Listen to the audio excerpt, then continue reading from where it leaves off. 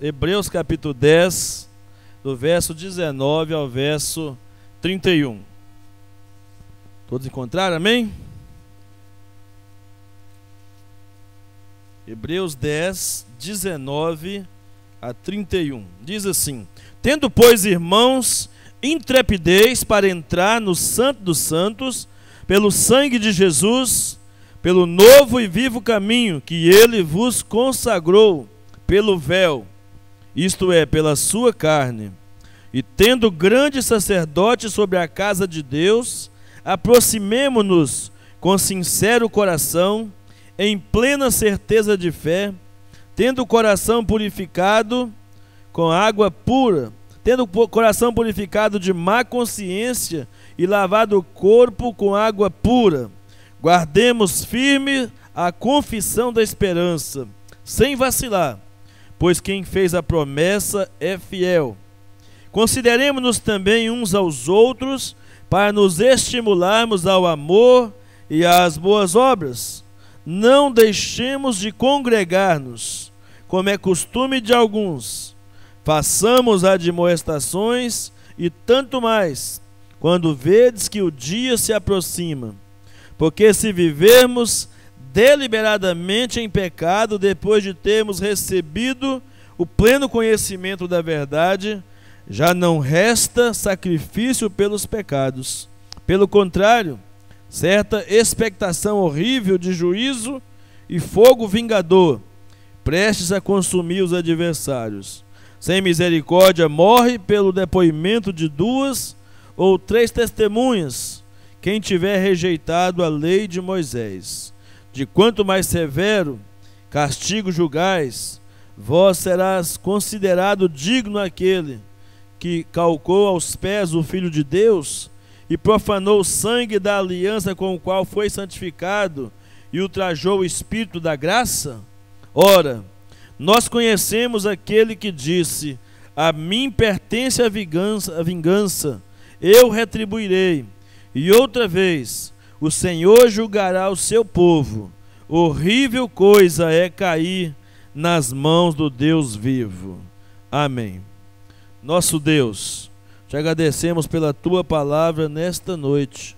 Pedimos que ela seja um instrumento do Senhor nesta noite, para moldar o nosso caráter à semelhança de Cristo Jesus. Fala conosco de uma maneira toda especial e poderosa, que saiamos daqui transformados pela tua palavra, em nome de Jesus. Amém e amém. Por que ir, ou por que vir à igreja? Parte 2. Na semana passada nós fizemos uma pergunta aos irmãos. Se alguém perguntasse: um cristão precisa ir ou vir à igreja? Qual seria a sua resposta a uma pergunta como essa? É possível ser cristão e não ser membro de uma igreja? Lógico, sem levantar aqui os problemas de saúde, de locomoção, de trabalho, viagens, estudos. Mas é possível alguém achar que pode ser de Deus sem pertencer à igreja de Deus? E o que a gente percebe, irmãos, é que cada dia mais cresce o número, como eu disse na semana passada, dos desigrejados, de cristãos que não acreditam que seja necessário, aliás, que acredita que não seja necessário pertencer a uma igreja, frequentar uma igreja, de ser membro de uma igreja. Já criaram, inclusive, a expressão dos cristãos não praticantes, como se isso fosse possível, ser um cristão não praticante. No domingo passado também nós vimos que devemos vir ou ir à igreja por causa da incomparável obra de Cristo. Ele é a nossa maior motivação para ir ou para vir à igreja. O que ele fez por nós na cruz do Calvário deve ser a nossa maior motivação, nossa maior alegria em pertencer à família de Deus, em pertencer à igreja de Jesus, né? Com certeza, os verdadeiros cristãos não necessitam de nenhum outro elemento motivador do que ter a certeza de que foi alcançado pela graça de Deus por meio da incomparável obra de Jesus Cristo, por esse novo e vivo caminho que Ele abriu com o seu sangue, a Bíblia diz, vertido na cruz em nosso lugar. Amados, aqueles que entenderam isso, também precisam entender que não é só vir por vir, ou ir por ir à igreja, é também ser a igreja, ser parte dela, ser inserido na comunhão do corpo, ser participante do corpo de Cristo. E para tanto, exige-se um comportamento diferenciado. Aquele que diz pertencer a Deus também precisa ter um comportamento diferenciado ao pertencer à igreja de Deus, à igreja de Jesus. Então, ao nos aproximarmos da igreja, para vir ou para ser, de tal forma, precisamos entender isso de tal forma que precisamos entender que não podemos nos apresentar diante dele de qualquer maneira. E aí nós falamos aqui, nos versos 22 e 23, qual deve ser a postura ao nos apresentarmos diante dele. O texto diz que devemos nos achegar com sinceridade diante de Deus. Quando você vem para um culto a Deus, você precisa vir com seu coração cheio de sinceridade para cultuar o seu Deus e para estar em comunhão com seus irmãos. Não cabe a um cristão verdadeiro uma vida de falsidade no meio dos irmãos. Porque se você for falso no relacionamento com os irmãos, também haverá falsidade no seu relacionamento com Deus. A Bíblia diz sobre ter plena convicção de fé. A Bíblia diz que o homem que duvida não pode esperar de Deus coisa alguma. É preciso ter plena convicção de fé. A Bíblia diz que alguém que duvida é como a onda, do mar que é levado de um lado para o outro pelo vento.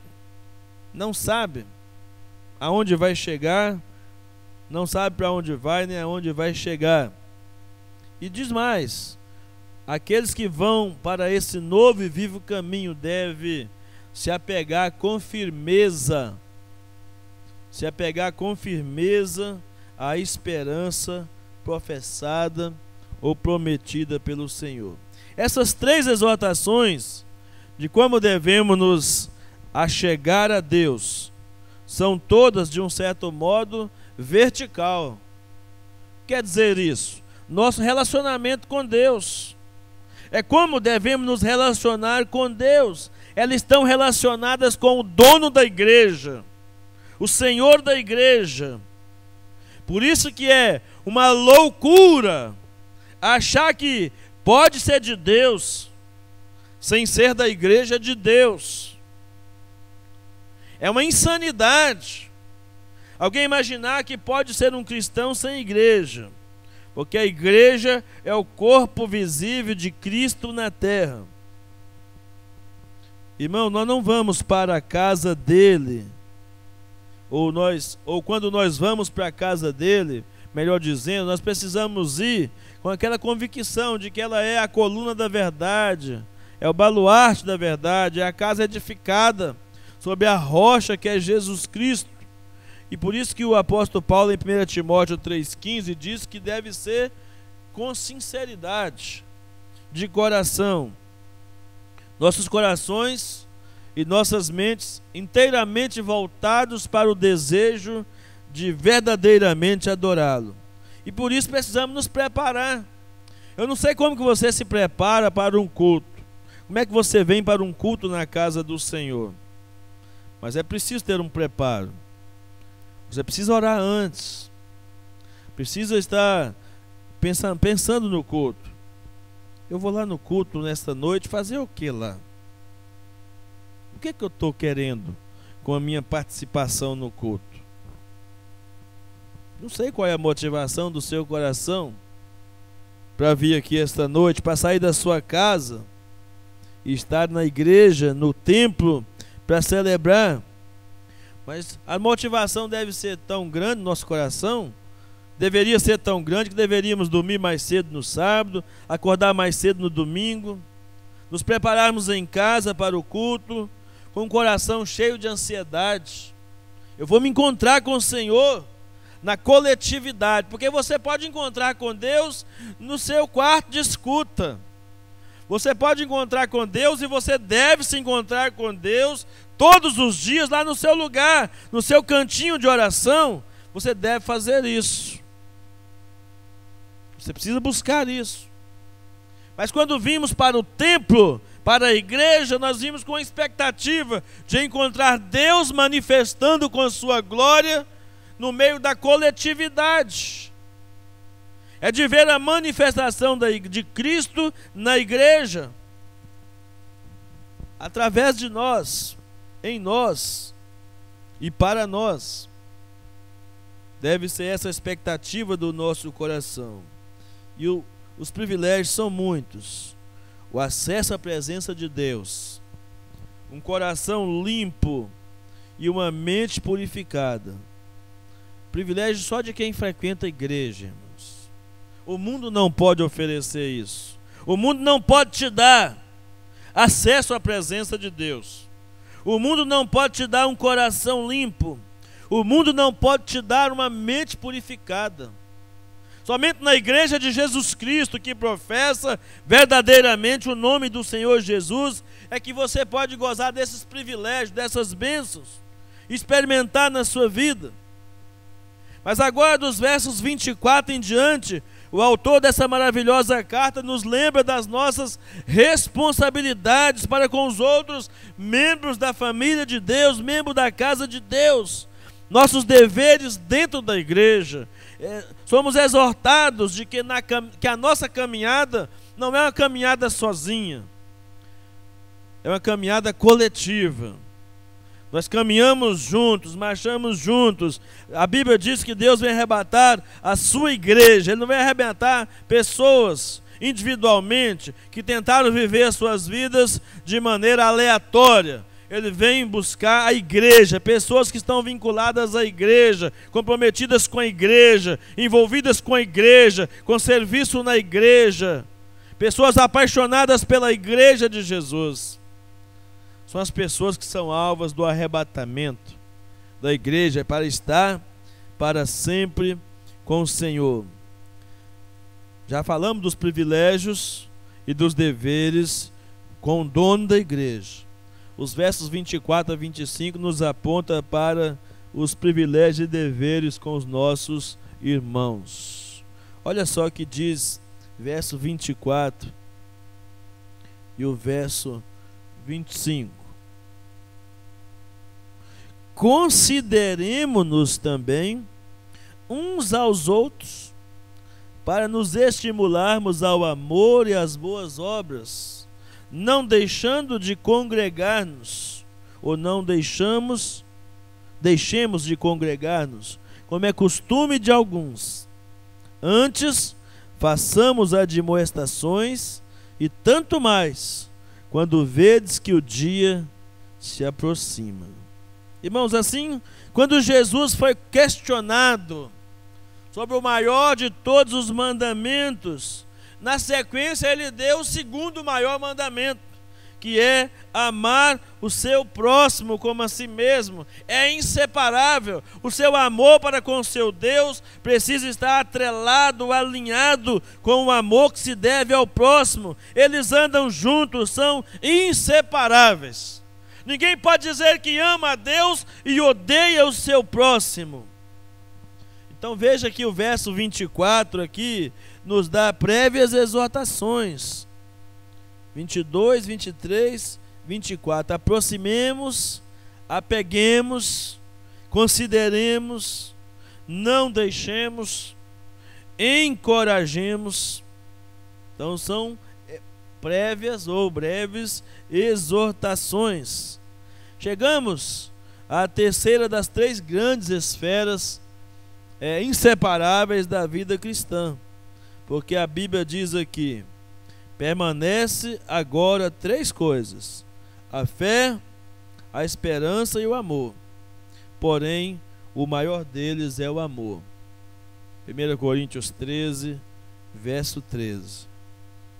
Então, quando se diz de relacionamentos interpessoais, quando se diz de relacionamentos de comunhão, de ministração de uns aos outros, a Bíblia nos ensina que nós chegamos na maior esfera do cristianismo, da vida cristã, que é o amor. Não dá para nos relacionarmos uns com os outros sem amor, sem amarmos uns aos outros, sem nos importarmos uns com os outros. A Bíblia diz em 1 Tessalonicenses 1:3: lembramos continuamente de nosso Deus e Pai o que vocês têm demonstrado, o trabalho que resulta da fé, o esforço motivado pelo amor e a perseverança proveniente da esperança em nosso Senhor Jesus Cristo. Em 1 Tessalonicenses 5:8, Paulo também diz: nós, porém, que somos do dia, sejamos sóbrios, vestindo a couraça da fé e do amor, e o capacete da esperança da salvação. 1 Tessalonicenses 5:8. Irmãos, alguém pode tentar praticar a fé e a esperança sozinho, mas ninguém pode praticar o amor sozinho. Não dá para praticar o amor sozinho. Você precisa do outro para manifestar. E por isso que, a partir desses versos 24 e 25 de Hebreus 10, que o escritor sagrado começa a fazer uma ministração de uns aos outros. No verso 24 ele começa dizendo: consideremo-nos uns aos outros. Irmãos, esse é um mandamento. Considerar o seu irmão é um mandamento de Deus, é uma ordem. A palavra considerar aqui na língua original tem um sentido de prestar atenção, muita atenção, notar a situação da pessoa, notar a situação em que o seu irmão está vivendo, observar, estudar a situação de cada pessoa da igreja. Todas as pessoas que vão à igreja, ou que vêm à igreja há anos, são tantas pessoas que fazem isso, entram, frequentam, congregam anos e nunca prestam atenção no outro ou nos outros. De vez em quando a gente surpreende com alguém: ué, mas tem essa pessoa na igreja? Uma igreja pequena como a nossa. Há irmãos que não conhecem outros, não sabem o nome uns dos outros, não sabem onde mora, não sabem nem um pouquinho da história desse irmão, não se relacionam com esse irmão, não faz parte do seu contato diário. Outras pessoas que ficam pouco tempo na igreja e saem reclamando que não receberam a devida atenção. Mas será que a pessoa que reclama de atenção na igreja, será que ela também prestou atenção nas outras pessoas ao seu redor? É muito comum, aliás, é muito mais fácil nós percebemos que alguém não nos notou do que a gente notar alguém. Há pessoas que têm muita dificuldade de entrosamento, de relacionamento. Há pessoas que têm mais facilidade, há pessoas que chegando, né? Vai chegando e tomando conta do seu espaço, vai se envolvendo no contexto da igreja, do corpo de Cristo. Será que uma pessoa que reclama que não está tendo a devida atenção na igreja, também tem tido atenção com as outras pessoas? É muito fácil eu reclamar que ninguém está me dando atenção, mas eu estou tendo atenção com alguém? Não podemos nos esquecer, irmãos, que uns aos outros é uma via de mão dupla. Uns aos outros é uma via de mão dupla. Você espera algo do outro, mas você precisa ter algo para oferecer ao outro também. Não dá só para ficar esperando. Geralmente não temos nada ou quase nada para oferecer na comunhão de uns com os outros, mas sempre queremos que o outro nos ofereça alguma coisa. Isso é hipocrisia. Queremos que os outros nos façam aquilo que nós não estamos fazendo. Querer que o outro nos faça dessa maneira. Um escritor, Jamieson, disse: o texto ordena um contemplar que leva em consideração continuamente o caráter e querer dos nossos irmãos, para assim rendermos ajuda e conselho mútuo. Irmãos, veja que o autor da carta aos Hebreus, ele não diz aos líderes da igreja, ele não diz para você procurar o pastor para te encorajar. Ele está dizendo aqui que todos que aceitaram o chamado de Deus, todos que foram alcançados pela graça de Deus, precisam já chegar uns aos outros, por meio de Jesus. Uns aos outros implica todas as pessoas, e não apenas um grupo de pessoas específica na igreja. Eu disse hoje pela manhã que a igreja não pode ter panelinha, a igreja só pode ter panelona. E que aquele ditado que dizia antigamente, panela que come 1, come 10, na igreja tem que ser assim. Panela que come 1, come 100, come 10, come 20. Não pode ter panelinha. Panelona pode, todo mundo na mesma panela, louvando e adorando ao Senhor, na beleza da sua santidade. Louvado seja o nome do Senhor. Irmãos, muitos acham que essa ideia de uns aos outros é responsabilidade pastoral. Pastor tem sim responsabilidade de procurar, de pastorear, de prestar atenção na congregação como um todo. Isso é função do pastor, mas o dever é geral. O dever de prestar atenção é para todos. Aqui não tem um mandamento específico para o pastor. Consideremos-nos uns aos outros.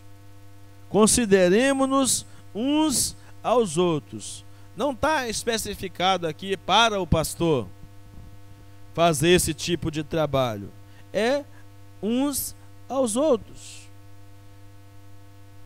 Tem gente que é movida a pastor. Infelizmente tem gente que é movida a pastor e acha que o único relacionamento válido, acha que a única ministração válida sobre a vida dela é a ministração do pastor, e não aceita ser ministrado como a Bíblia orienta, a ministração de uns aos outros. A Bíblia não ensina que a ministração é pastorcêntrica. A Bíblia ensina que a ministração é comunitária, é de uns aos outros, uns para com os outros. Em Efésios capítulo 4, de 11 a 13, a Bíblia diz: Ele designou alguns para apóstolos, outros para profetas, outros para evangelistas, outros para pastores e mestres, com o fim de preparar os santos para a obra do ministério, para que o corpo de Cristo seja edificado, até que todos alcancemos a unidade da fé e do conhecimento do Filho de Deus, e cheguemos à maturidade, atingindo a medida da plenitude de Cristo. A minha grande responsabilidade como pastor dessa igreja é preparar vocês para a obra do ministério, é preparar vocês para servirem. E como é que eu faço isso? Transmitindo os ensinamentos da palavra de Deus. A minha principal função pastoral é preparar vocês para servir, para estarem disponíveis para o reino, prontos para serem usados por Deus, estar sendo equipado, recebendo todas as ferramentas, todas as condições de poderem fazer a obra do ministério. Muita gente fica esperando a visita pastoral Mas essa não é a função principal de um pastor. Na igreja primitiva, quando os pastores estavam sendo pressionados pela igreja local por causa das grandes demandas, a igreja então, Deus instituiu diáconos na igreja, para que os diáconos visitassem as ovelhas, para que os diáconos cuidassem da necessidade dos irmãos. Foi criados os diáconos em Atos capítulo 6. E os pastores, que eram os primeiros discípulos, os primeiros apóstolos de Jesus, disseram: não convém que nós cuidemos dessas coisas, convém que nós nos cuidemos da oração e do estudo das Escrituras Sagradas. Depois você lê na sua Bíblia lá, em Atos capítulo 6. Pastor também visita, mas não pela função pastoral. Como irmão em Cristo, como necessidade de irmão em Cristo, que temos de ter administrações de uns aos outros, e não por uma obrigação pastoral. Essa obrigação é dos diáconos da igreja. Quando a igreja não tem diácono, todos nós devemos ser diáconos uns dos outros e ministrarmos uns aos outros nas suas necessidades, para que o ministério da palavra seja preservado. Porque o pastor tem duas alternativas: ou ele seja um grande visitador e um péssimo pregador, que ele não tem tempo para preparar os seus estudos, os seus sermões, ter tempo de oração, tempo de comunhão com Deus, para trazer com responsabilidade a ministração da palavra do Senhor. Agora a pergunta é, irmãos, qual foi a última vez que você veio à igreja pensando em como ser mais atento às necessidades das pessoas? Eu vou à igreja adorar o Senhor e vou ficar ligado, vou ficar atento aos meus irmãos ao meu redor. Eu preciso saber o que é que o irmão precisa. Tem alguma coisa que eu possa ser útil ao meu irmão? Tem alguma coisa que eu posso fazer como parte do reino para somar com o meu irmão?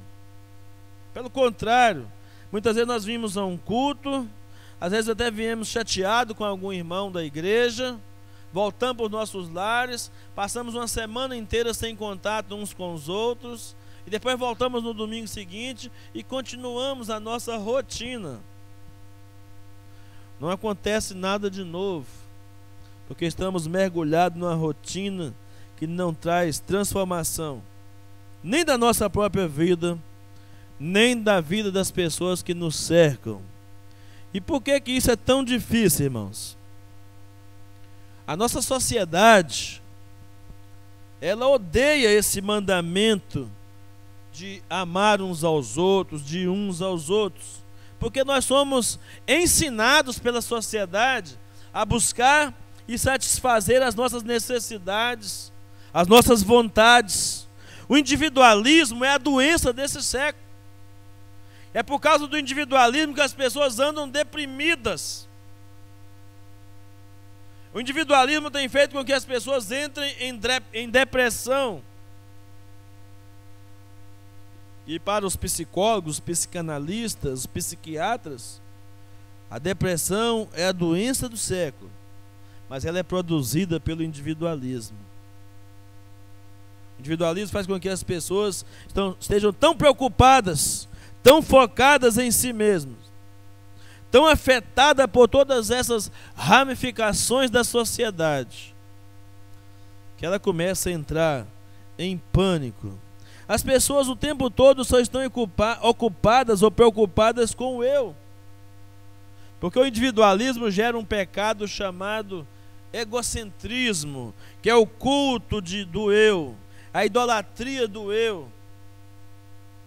Quando a Bíblia manda sacrificar o eu, matar o eu, se você quiser ser um seguidor de Jesus, a sociedade moderna exalta o eu, levanta o eu, ergue o eu.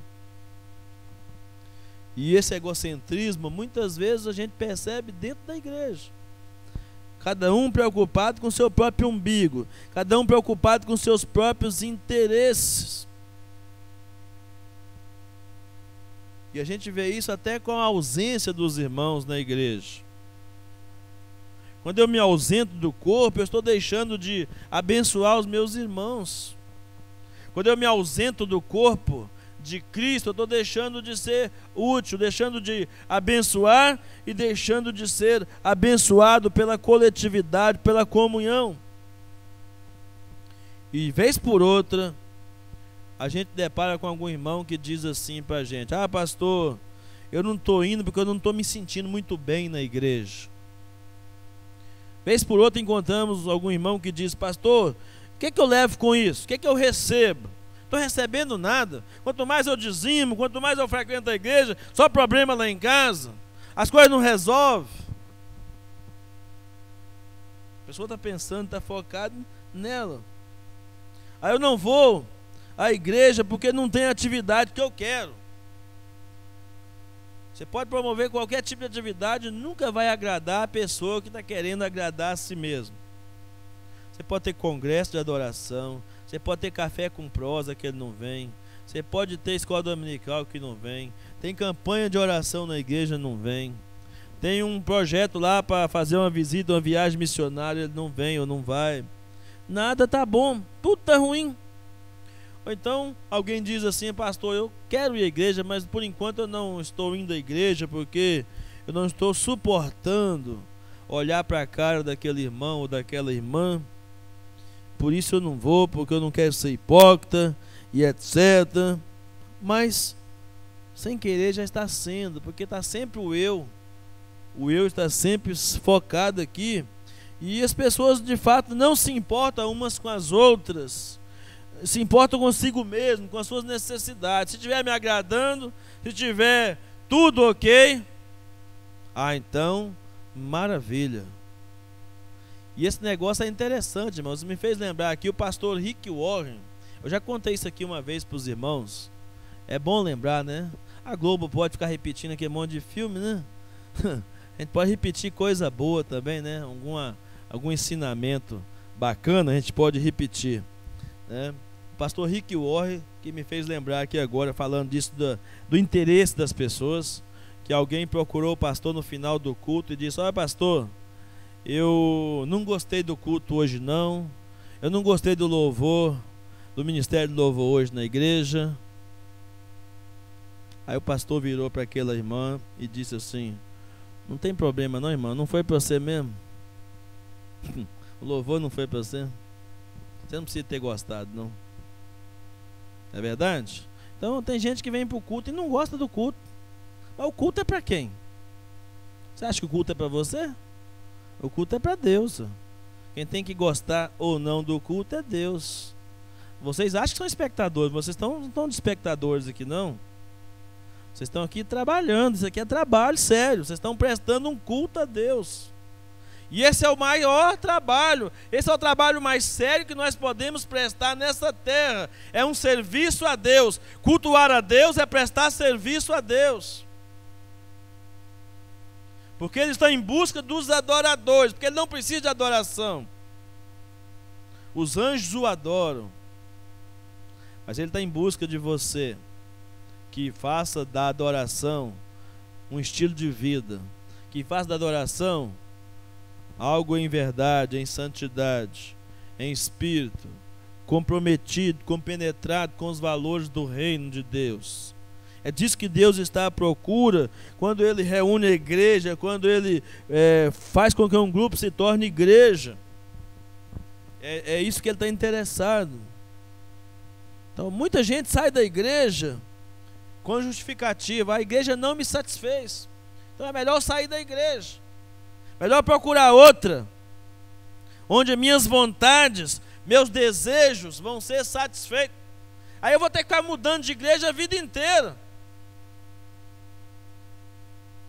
É lógico que se eu estou numa igreja que não está ensinando a verdade, eu tenho que pular fora dela. Se eu estou numa igreja que não está ensinando a palavra de Deus, a recomendação é bíblica: sai dela, povo meu. Mas se eu não tenho outra justificativa para sair da igreja, eu tenho que resolver as pendências que eu tenho na igreja. Procurar o irmão que eu tenho uma ofensa, ou que eu ofendi, ou que foi ofendido por mim. Eu tenho que resolver as arestas. Até quando eu vou viver assim? Eu tenho que resolver as minhas pendências. Tem gente que não consegue entender isso. Eu tenho relacionamento com pessoas que me fizeram muito mal no começo do meu ministério aqui. E quando eu me encontro com essas pessoas, eu as abraço sinceramente. Eu tenho prazer de conversar, de bater papo com essas pessoas. Não serviram para andar debaixo do cajado pastoral. Não serviram para se sujeitar à autoridade pastoral. Mas nem por isso eu preciso ser inimiga dessas pessoas. Mesmo elas tendo me feito muito mal. Me provocaram muito sofrimento, muito choro, muita tristeza, muita angústia. Alguns até afrontaram contra a minha honra. Mas eu, quando encontro essas pessoas, eu as abraço. Eu não sou do tipo de pessoa que vejo a pessoa lá e passo para o outro lado da rua para não ter que cruzar com aquela pessoa. Isso não pertence ao reino de Deus. Esse tipo de comportamento. Aí alguém diz assim: ah, pastor, eu achei que tinha que ir para a igreja para glorificar a Deus. Alguns dirão, mesmo quando vou ali prestar um culto, será que eu tenho que também prestar atenção nos meus irmãos? Claro. E não é aquele prestar atenção na roupa que o irmão está vestido, no sapato que ele está usando, se está empoeirado ou não, né? A sola do sapato do irmão ou não. Aliás, se você fizesse isso, olhasse, depois fosse na loja e comprasse um sapato presente para o irmão, até que valeria a pena, né? Agora, só para criticar, só para olhar o irmão e ver o defeito do irmão, isso não funciona. No reino de Deus, na casa de Deus, não funciona, irmãos. Deus será glorificado quando você se preocupar com as coisas que Deus se preocupa. Sabe do que Deus se preocupa? Deus se preocupa com pessoas. Então, as pessoas são importantes para Deus, portanto tem que ser importante para nós também. Devemos nos importar uns com os outros. Então, por que eu devo ir à igreja? Por que eu devo vir à igreja? Então, em primeiro lugar, para procurar saber como estão os meus irmãos. Se por um lado eu preciso vir porque eu tenho que adorar a Deus, glorificar a Ele, por outro lado eu preciso vir também porque eu preciso saber o estado de vida dos meus irmãos. O jeito de vida, o estilo de vida que os irmãos estão levando tem a ver com a minha vida. Eu me importo, eu preciso me importar com isso. 1 João capítulo 4, verso 20 e 21 diz: se alguém afirmar, eu amo a Deus, mas odiar o seu irmão, é mentiroso. Quem não ama o seu irmão a quem vê, não pode amar a Deus a quem não vê. Ele nos deu esse mandamento, que quem ame a Deus, ame também ao seu irmão. Mandamento do Senhor. 1 João 4, 20 e 21. Então, consideremos-nos uns aos outros, a Bíblia diz. Para quê? Para incentivar-nos ao amor e às boas obras. Então, nessa nova casa, nessa nova família, na qual você e eu fazemos parte, irmão, você e eu temos um papel importante de prestar muita atenção na vida dos seus irmãos. Para quê? Para desanimá-los? Para criticá-los? Para destruí-los? Não. O meu papel e o seu papel é para incentivá-los ao amor e às boas obras. Irmãos, interessante, estudando esse verbo aqui, incentivar, eu descobri um negócio interessante que eu nem sabia disso. Foi estudando que eu descobri que esse verbo incentivar aqui, na língua original, tem o sentido de irritar, provocar o seu irmão, estimular ou provocar de uma forma positiva, no sentido de fazer o seu irmão reagir. A ideia aqui do texto original é que você deve insistir com seus irmãos para que eles participem, para que eles envolvam da igreja, com a igreja. O que o texto está dizendo aqui literalmente é: pega no pé do seu irmão, não dá sossego para ele.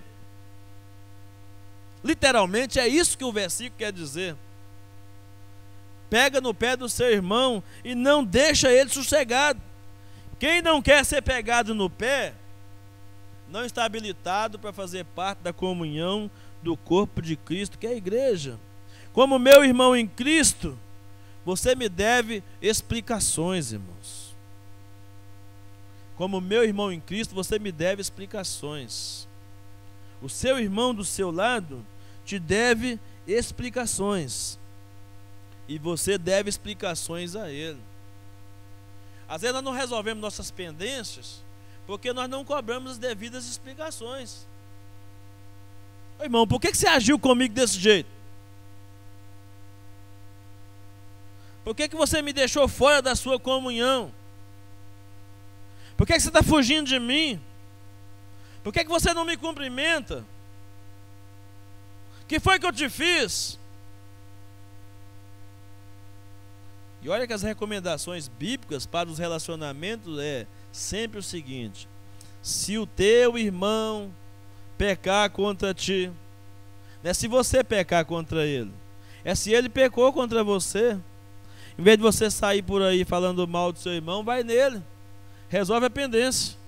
Só não vale sair no tapa, né? Mas tenta resolver amigavelmente, né, as pendências com seu irmão. Lá em Mateus, quando a Bíblia diz sobre a oferta, diz assim: se você vem oferecer a sua oferta e descobrir que teu irmão tem alguma coisa contra ti, deixa a sua oferta no gasofilácio ou no altar e vai reconciliar com seu irmão. Depois você vem e consagra a sua oferta. Mas o que acontece? Por que dá problema na igreja, irmãos? Não teríamos problemas na igreja se cada um cobrasse explicações uns dos outros, nós dessemos satisfação da nossa vida uns com os outros. Não teríamos muitos problemas na igreja, não. Mas o problema é quando o irmão tem um problema comigo, o irmão não fala comigo, o irmão fala com o Nivaldo, fala com o Osto, vai lá e reclama com a Dulcineia. O irmão que tem alguma coisa contra o pastor, fala com o Desson. Só citando exemplos aqui, tá, irmão? Ninguém pega o exemplo como coisa pessoal. Eu estou dizendo que se você tem algum problema contra o seu irmão, você tem que falar com ele, chegar nele e resolver essa pendência com o seu irmão. Muitas vezes eu já fui vítima disso, mas muita coisa, às vezes está acontecendo um monte de coisa, porque muita gente tem medo de me contar as coisas, porque já sabe qual que é meu procedimento com relação às coisas que vão ser contadas. Então são poucas pessoas que têm, e eu queria que todo mundo tivesse a liberdade de me cobrar explicações e de exigir explicações por parte do pastor. Mas quando fala de gabinete, as pessoas morrem de medo de gabinete pastoral. E gabinete tinha que ser um lugar de cura, de renovo, de restauração. Mas as pessoas pensam só na punição que o gabinete pode trazer. O gabinete é uma benção, não é, Nivaldo? Nivaldo todo dia vai no meu gabinete. Faz tudo lá, né? Faz os acertos, os negócios, tudo lá. É bom demais. O gabinete é um lugar tão gostoso, tão aconchegante. Mas tem gente que tem medo de chegar, de conversar, dialogar, de abrir o coração, de dizer o que está pensando. Olha, irmão, para eu saber o que está acontecendo com você, só se você contar o que está acontecendo. Agora não tem coisa mais terrível para um grupo, para a coletividade ou para um líder do que você ficar sabendo coisas da vida do seu irmão da boca de terceiros. Alguém veio te contar que fulano de tal está com essa ou aquela intenção de fazer isso ou aquilo. Então, guarde isso aqui. Esse versículo, esse verbo incentivar tem o sentido de pegar no pé do seu irmão, cobrar dele explicações e também dar explicações da sua vida, das suas atitudes, das suas palavras, do seu comportamento. Que aí também, essa aqui é uma via de mão dupla. Tem gente que quer que o outro dê explicação da vida dele, mas não quer dar explicação nenhuma. Como dizia um amigo meu, minha vida é um livro aberto, escrito em chinês. Pouca gente vai conseguir ler, saber. Né? Tem gente que tem essa dificuldade, quer que o outro explique, mas não se explica, não se justifica, porque faz parte do grupo. Então você tem o dever de incentivar os seus irmãos a amarem e a fazerem o bem. A Bíblia diz incentivar ao amor e a boas obras. Então você presta atenção nos irmãos da sua igreja. Se não presta atenção, deveria prestar a partir de hoje, no sentido de provocar, você perceber. Tem irmão às vezes que não está vindo à igreja, você nem percebe que o irmão não está vindo à igreja, nem por que ele não está vindo, para ir atrás, procurar, conhecer. E o amor aqui, irmãos, é um incentivo do cuidado, do interesse que nós devemos ter uns com os outros. Paulo disse em 1 Coríntios 13:5 que o amor não é provocado facilmente ou não se irrita facilmente, mas nós temos o dever de provocar, com o sentido de estimular o amor na vida dos irmãos da igreja. O modo que você se preocupa, ou que eu me preocupo com os membros da casa de Deus, deve motivá-los, incendiá-los, inflamá-los a amarem a Deus, a querer estar junto, a pertencer. Quando você vem a um culto como esse, você precisa ter prazer de estar aqui e prazer de voltar aqui, nesse lugar. Mesmo que a pregação seja batendo em você, mesmo que a pregação seja dura. Aí você pode até pedir explicações do seu pastor. Pastor, o senhor só prega batendo, né? Por que prega uma mensagem assim, paz e amor, né? De vez em quando, de conforto, né? Minha alma está precisando ser confortada, eu só estou apanhando o tempo todo. Faz parte da nossa conversa diária, nosso relacionamento diário como igreja. Então o texto diz, para estimularmos ao amor e às boas obras. Você deve provocar o seu irmão a servir, cutucar ele. Como eu fiz essa semana com alguns. Ô irmão, levanta, mexa, oferece apoio. Os irmãos estão trabalhando aqui na igreja,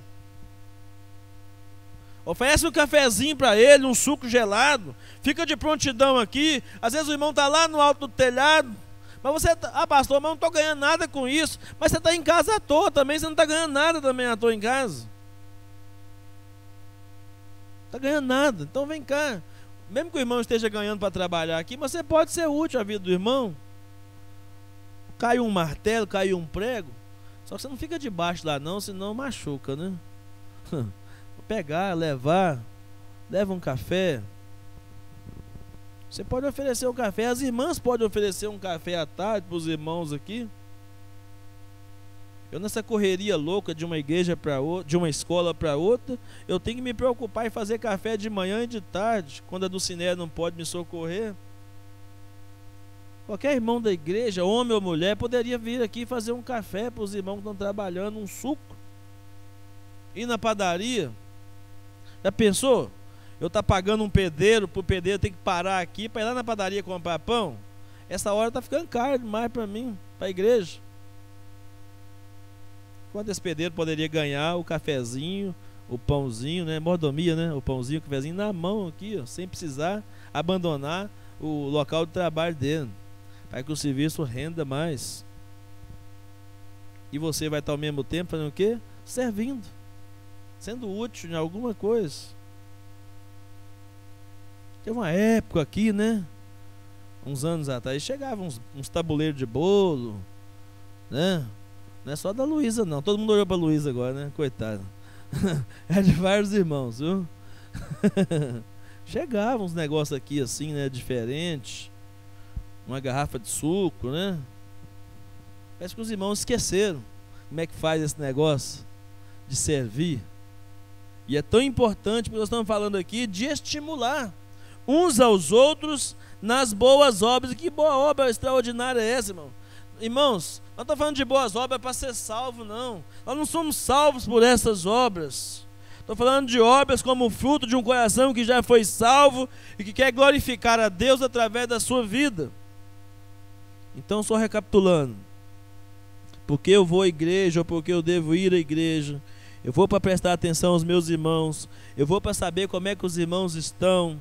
Eu vou para estimular e provocar meus irmãos a amarem mais a Deus e as outras pessoas. Eu vou para estimular, para provocar os irmãos, para servirem, para fazer a obra do Senhor, para glorificar a Deus, como prova da fé que eles têm.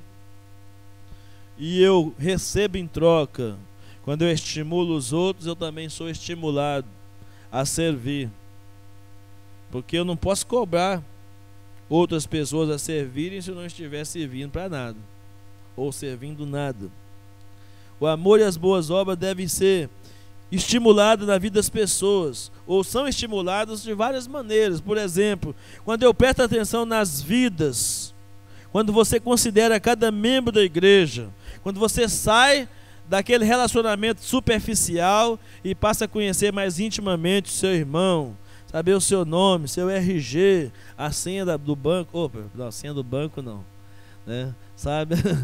Também não precisa ser tão íntimo assim a ponto de saber a senha bancária, né? Mas você pode conhecer mais sobre o seu irmão, se envolver. Vou fazer um teste aqui, quebrar o protocolo, como diz o outro. Quantos irmãos da igreja sabe que o nosso irmão Lucinaldo tem um salão de cabeleireiro? Levanta a mão. Quantos sabem? Olha aí. A maioria não sabe. Tá vendo? Eu não sei se está faltando propaganda dele, ou se está faltando algum irmão chegar nele. Irmão, o que você faz da vida, irmão? Né? Qual que é a sua, irmão? Você vive viajando missionário e você não trabalha, não? O que você faz? Está faltando talvez esse tipo de relacionamento, um bate-papo amigável. Né? Tem irmão aqui tem irmãos que não sabem o nome um dos outros, não sabem onde mora.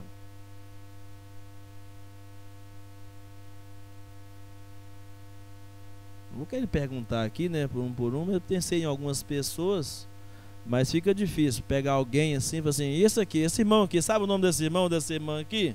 Endereço, telefone, sabe o que ele faz?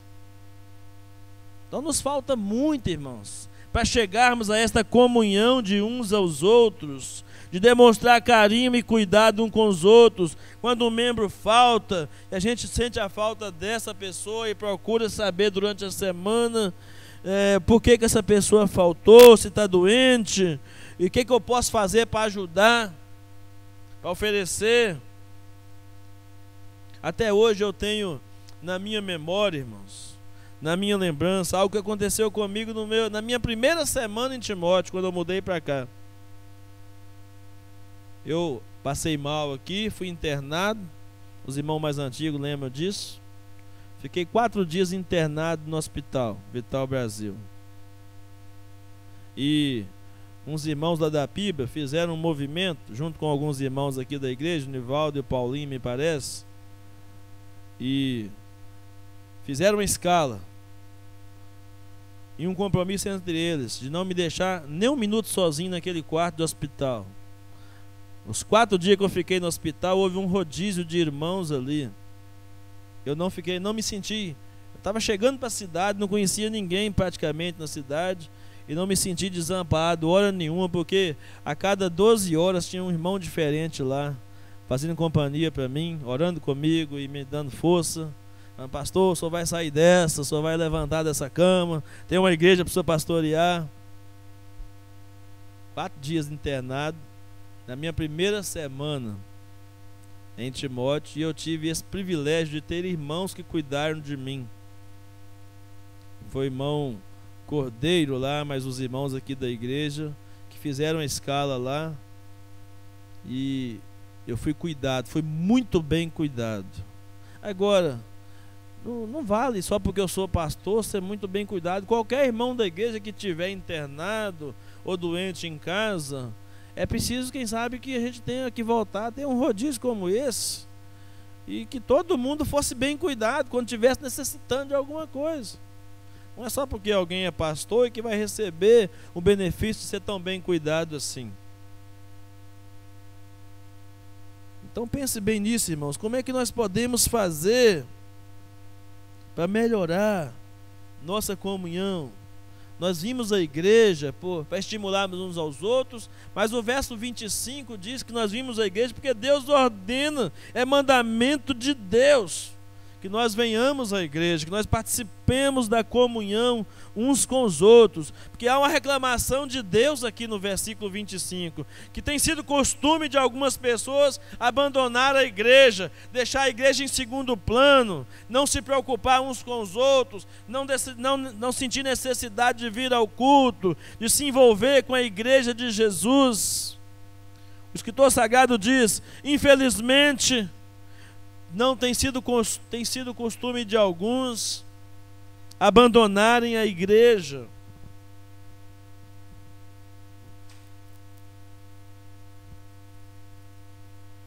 Irmãos, a pessoa falta um culto, falta outro, de repente ela acha que não precisa mais. De vez em quando alguém fala comigo: não, pastor, Deus fala comigo em casa mesmo. Em casa mesmo Deus fala comigo. Ou então alguns dizem assim: eu assisto o pastor fulano de tal na TV, na internet, não importa quantas pregações você ouça, irmão, na internet, no rádio, na televisão, Deus ordena que você congregue em uma igreja, que você sinta participante. Não quer dizer que você não pode assistir lá, né?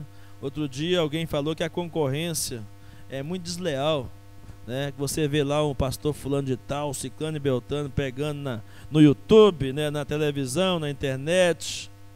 Aí você vem domingo à noite para a igreja e vê um Erisvaldo no púlpito. É uma concorrência desleal, né? Você vê aqueles grandes pregadores dos Estados Unidos e de repente, na verdade, a palavra era José, né? Não é, Nivaldo? Não era o José? Nós até brincamos com o Teco, né? Isso nós ouvimos lá em Água de Lindóia, né? O pregador falando. Mas é a mesma coisa, pode ser um José, pode ser um Erisvaldo, né? Olha só que nome, né?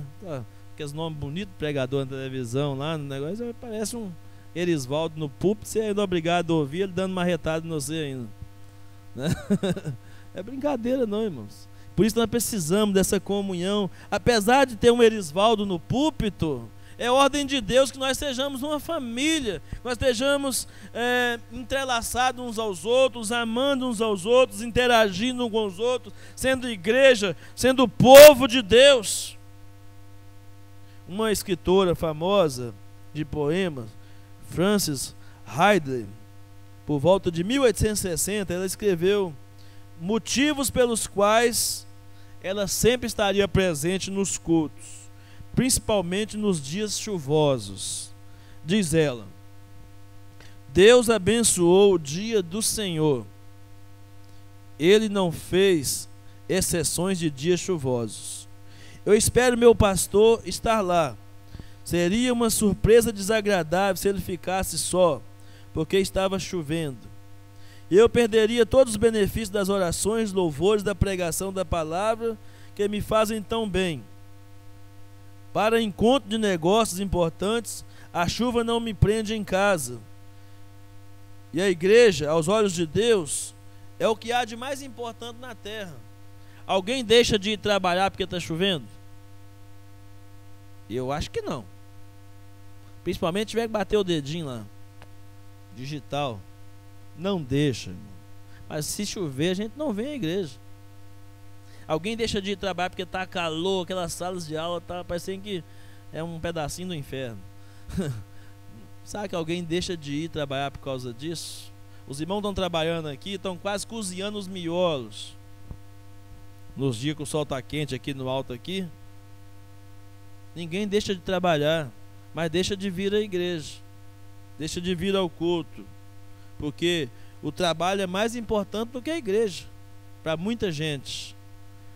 O lazer, para muita gente, é mais importante que a igreja. E aqueles que ficam em casa no domingo por causa da chuva, frequentemente vão ficar por outros motivos. E eu, quando era criança, adolescente, eu ficava pensando, e se Jesus voltasse num dia chuvoso? Será que alguém ficaria de fora do reino de Deus? Então, irmãos, precisamos aprender a orar, a buscar o Senhor, a depender mais dEle e a sermos encorajadores no reino de Deus. Não podemos deixar de reunir, não podemos deixar de congregar, não podemos deixar de ter comunhão uns com os outros. É ordem do Senhor. É por isso que eu venho à igreja, porque eu preciso de vocês. É por isso que eu venho aqui. Poderia ficar em casa, mas lá em casa não é melhor do que estar aqui. É muito melhor estar aqui, mesmo quando nós não temos as melhores acomodações do mundo, mas ainda assim é melhor estar aqui. Eu quero encerrar minha fala com uma palavra de Philip Yancey, que eu já citei algumas vezes aqui, que ele diz que ele abandonou a igreja porque achava pouca graça na igreja, mas voltou porque não achou graça nenhuma no mundo. E o mundo realmente não tem graça para dar, não tem amor para compartilhar. É na igreja de Jesus que nós vamos encontrar todos esses benefícios. Amém? Então que o Senhor nos estimule uns aos outros a vivermos essa comunhão maravilhosa. Então por que eu devo vir à igreja?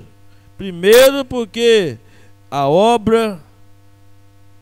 a maravilhosa obra do Senhor Jesus, o que Ele fez por mim, me credencia a ter motivação suficiente para vir aqui. E em segundo lugar, eu devo vir à igreja porque eu preciso de você.